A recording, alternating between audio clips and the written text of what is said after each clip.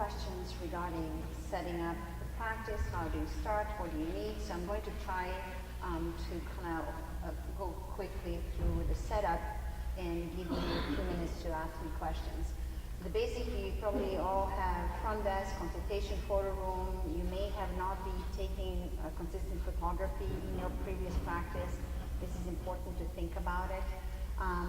Then we have a surgery room, and probably you already have the place where you sterilize and clean your instruments. The surgery room, we started with the strip surgery, we added FE, we have the ARTAS. I just want to make sure that I kind of communicate this. The ARTAS chair, the chair that comes with the robot is not conducive for placing, so you need another chair. And later on, I will be showing the chairs that I found that work the best. So how do you set up room? There are certain components. The most important component is the chair. The patient chair needs to have a narrow back, the lean portion of the chair, the adjustable headrest, and also the entire chair has to be adjustable for the height and to be reclined. Several things to know. One is that why it's important to have a narrow back. Two assistants will be standing on both sides of the chair, leaning and placing graft. If the chair is wide, they can reach to the middle of the head. Another thing, the chair has to be comfortable. The patient will be sitting for many hours in the same chair, so it has to be comfortable. We have different height assistants. You have to be able to adjust to the height in which you're working. The neck rest has to be adjustable because there's a different position, so it's really important to have a good chair. Your patient will be having a head up, recline, so you don't want a flat rest because the head starts moving around. So there's a little tweaking that we learned over the years why this would be the best chair. I just saw this chair at the ISHRS meeting, and we really love it. I've never seen a chair that has this long arm rest because we're always struggling with this chair. Patients are sitting and the arm is resting for several hours just on the tip of their elbow. So the more years we spend in hair restoration, the more I'm learning, and this is from a maxillofacial surgeries. Chairs can be between $3,000 and $8,000. This would be, I would say, the most expensive piece of equipment. Lighting is very important. You need a light that is cool.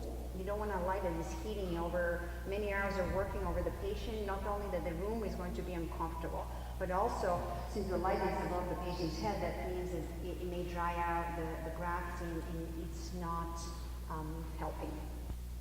We use the one with two. I use the outpatient Burton, and then with two heads because now we are, if we are placing temples, if the light comes on the top, you can see the side. So we need two heads. So if you set yourself, either you can have a light on the side, but most importantly, you have to understand that the entire head has to be lit well so that you can see what you're doing.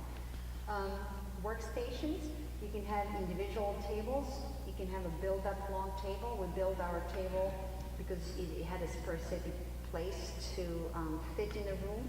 We paid about $800 to build a table, and we sit four assistants at this table.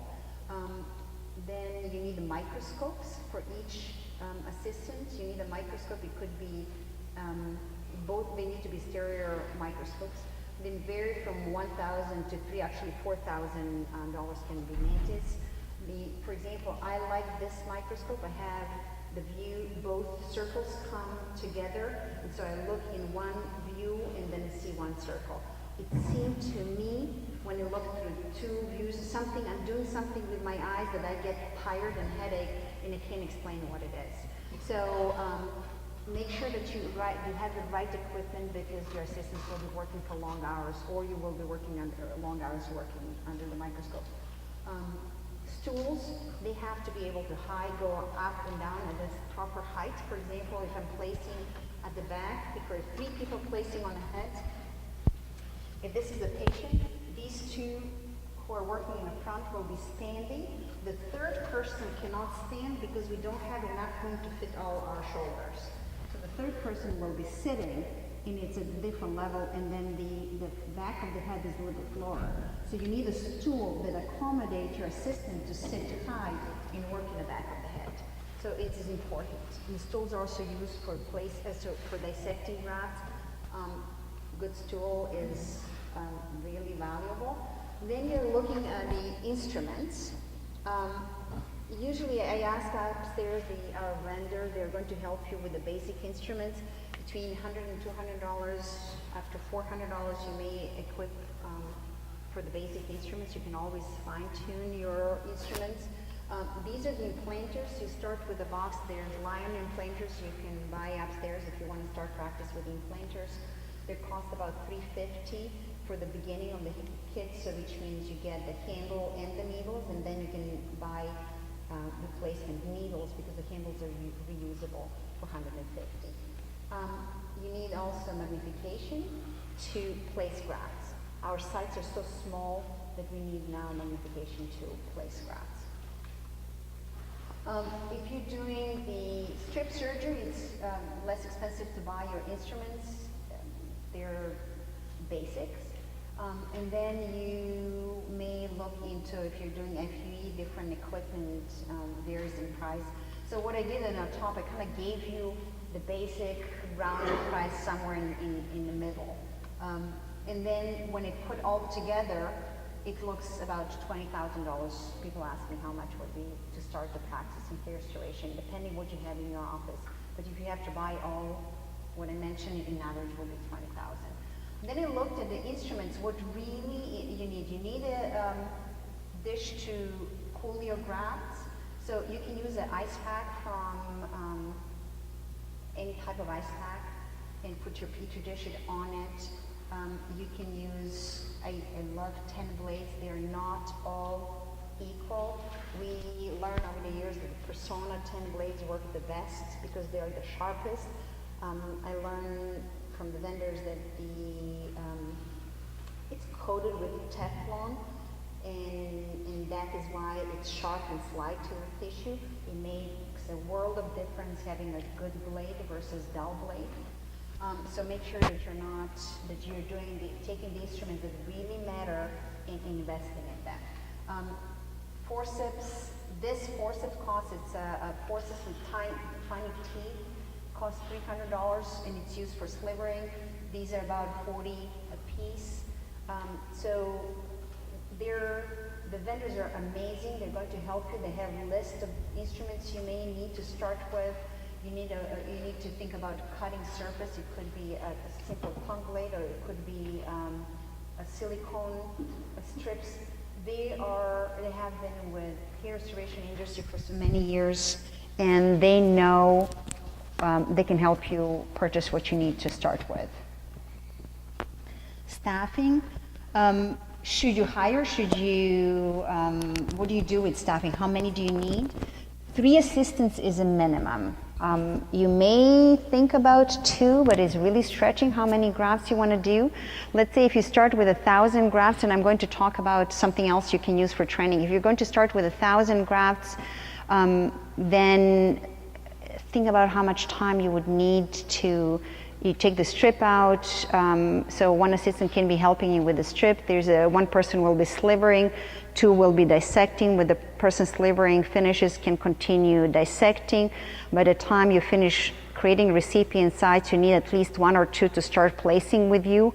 So I would say 3 assistants are the minimum. Another thing, you want to cross-train your people, because if you have one person trained for slivering, that person gets sick, guess what? You can't do the case.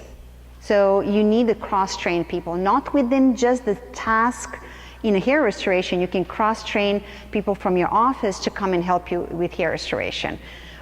So 2 ways of cross-training within the task, so everybody knows what everybody needs to do. You may develop skills. For example, I have people who are good at dissecting and less skillful in placing, but they know how to place. So I always leverage their skills, but they can always step in if it's needed. Training or hiring. So I would suggest that you use someone from your office and start training. If you can bring your staff and train here, and I'm going to give you tips how to develop your skills with your staff.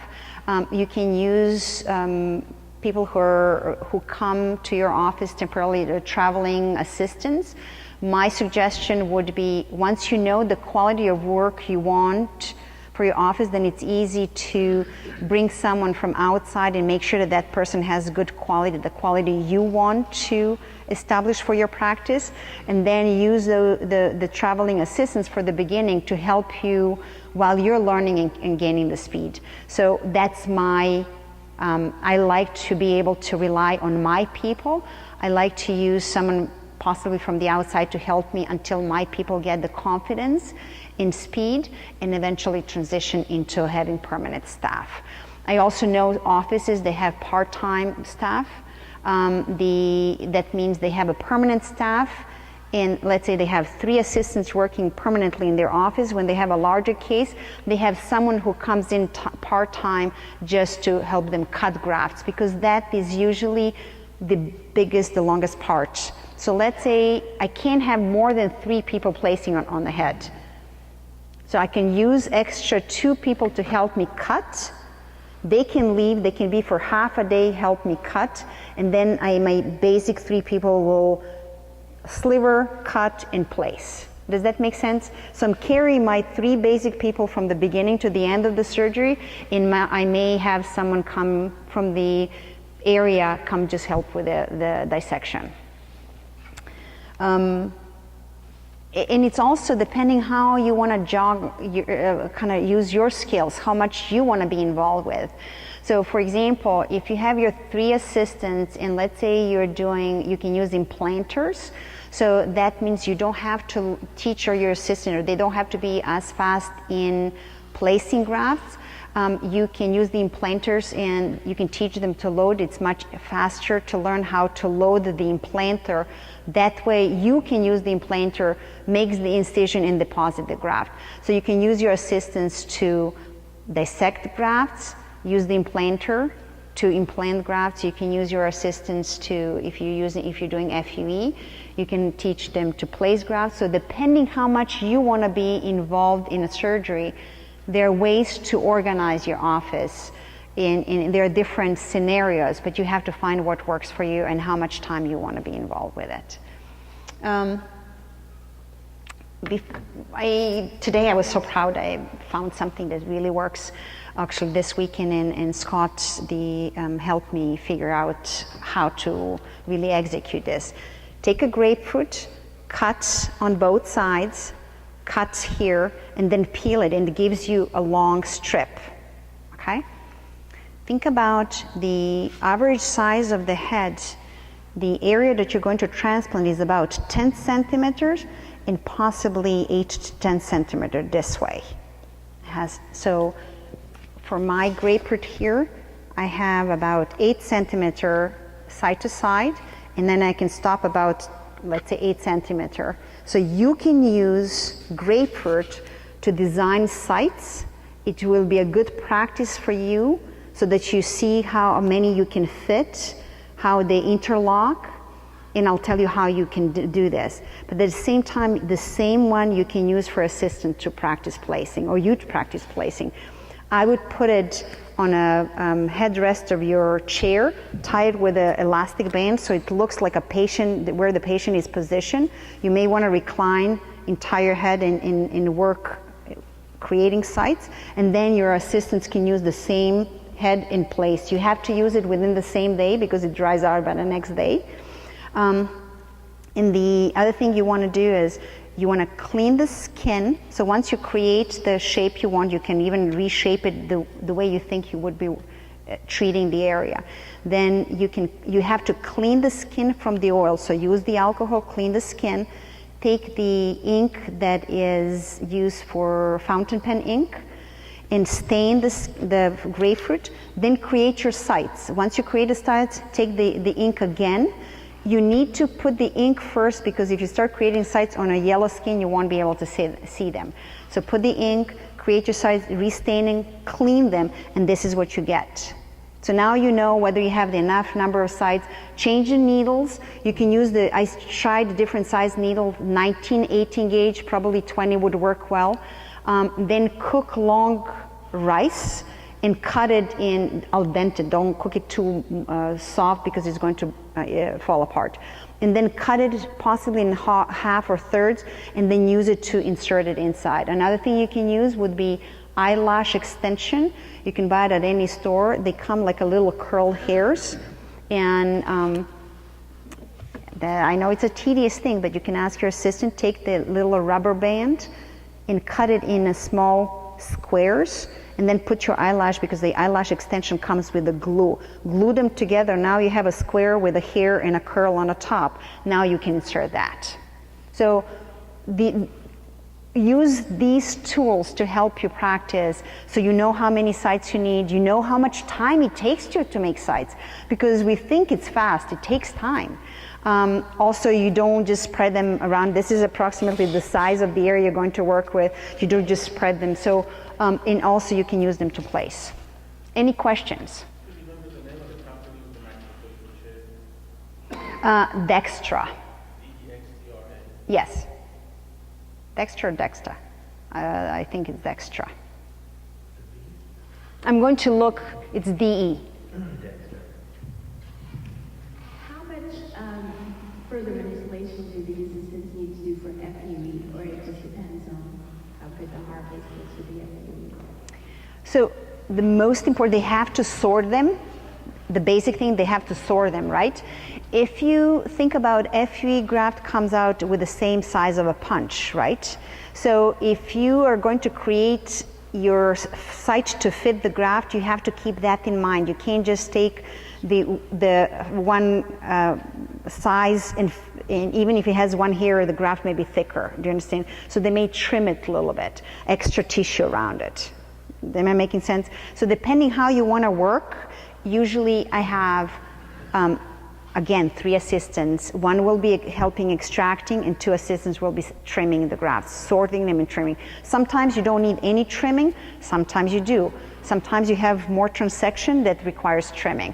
So usually 2 people. I think the ideal is 3, because it's hard to do the work, it's tedious. But you can definitely train people from your office. Any questions? Can I make a comment? Sure.